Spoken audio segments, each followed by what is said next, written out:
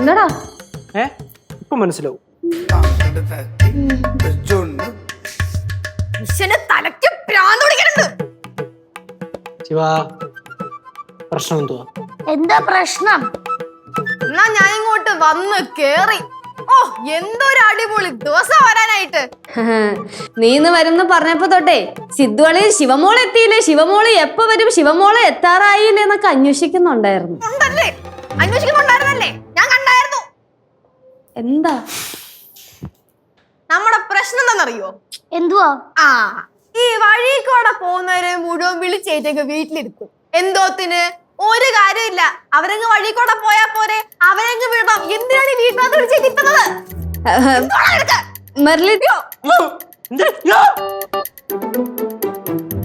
എന്നെ പറ്റി ആയിരിക്കുമല്ലേ സംസാരം. ശിവയ്ക്ക് ഇതുവരെ എന്നെ കംപ്ലീറ്റ് ആയിട്ട് അങ്ങോട്ട് അക്സെപ്റ്റ് ചെയ്യാൻ പറ്റിയിട്ടില്ല അല്ലേ?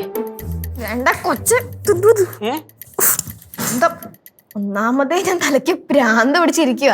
ഇപ്പൊ ദൈവത്തെ ഓർത്ത് ആവശ്യമില്ലാത്തത് വിളിച്ച് പറയരുത് കേട്ടോ മെർലിനെ. ഞാൻ പോണ്.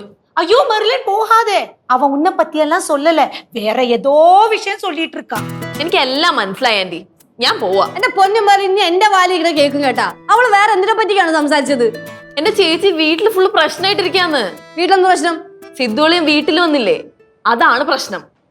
ഇപ്പൊ ഡാഡി മമ്മീനെ കൊല്ലുന്ന് പറഞ്ഞു നടക്കുക. എന്തായിരുന്നു? മമ്മി ഞാനും കൂടി പ്ലാൻ ചെയ്തിട്ടാ സിദ്ധുവളിയും വീട്ടിലേക്ക് വന്നേന്ന്. അതെ, എനിക്ക് എല്ലാരും കൂടി അമ്മേനെ ഇല്ലാണ്ടാക്കരുത് പ്ലീസ്. അത് പറയാനാ ഞാൻ വന്നേ. ഞാൻ പോവാ. ചേച്ചി അവിടെ ഇന്നേ, ഞങ്ങൾക്ക് കുറച്ച് കാര്യങ്ങളൊക്കെ പറയാനുണ്ട്. ചേച്ചി ഒരു 5 മിനിറ്റ് കൂടെ നിന്നിട്ട് പോയാൽ മതി. ഞങ്ങളെ വെറുതെ ദേഷ്യം പിടിപ്പിക്കില്ലേ? എന്തിനാണത്? ചില സമയം അങ്ങനെ. ശരി, പോകുന്നില്ല. നിനക്ക് എന്താ പറയാനുള്ളതെന്ന് വെച്ചാ പറ. എനിക്കൊന്നും പറയാനില്ല. ചേച്ചിക്ക് എന്താ പറയാനില്ലായിരുന്നോ? അറിയിച്ചത് അല്ല, അളിയൻ മെർലിന്റെ വീട്ടിൽ വന്നിരുന്നോ? പിന്നല്ലാതെ, നിന്റെ അളിയനെ പെണ്ണി ചോദിക്കാൻ. എവനാ? ആ, ഒന്നും പറയണ്ട എന്റെ മോളെ, അവിടെ യുദ്ധസമാനമായ അന്തരീക്ഷമായിരുന്നെന്നാ പറഞ്ഞു കേൾക്കുന്നേ. യുദ്ധോ? എന്ത് മെർലിനെ പറ്റിയത്? ഞാൻ പറയാം. നമ്മുടെ അളിയനും അവളുടെ അന്തപ്പടിയും കൂടെ അല്ല, ഇവളുടെ ഡാഡിയും കൂടെ സംസാരിച്ചു. രണ്ടുപേരും കൂടെ അലമ്പായി. അവസാനം ഇവളുടെ ഫാദർ നമ്മുടെ അളിയനെ പിടിച്ച് തള്ളി. അളിയൻ എങ്ങാനോ അനങ്ങുവോ? അളിയൻ തിരിച്ച് തള്ളുവോ? അതാ കയ്യെ പിടിച്ചു തോണ്ടിന്നാണ് പറഞ്ഞത്. തോണ്ടി.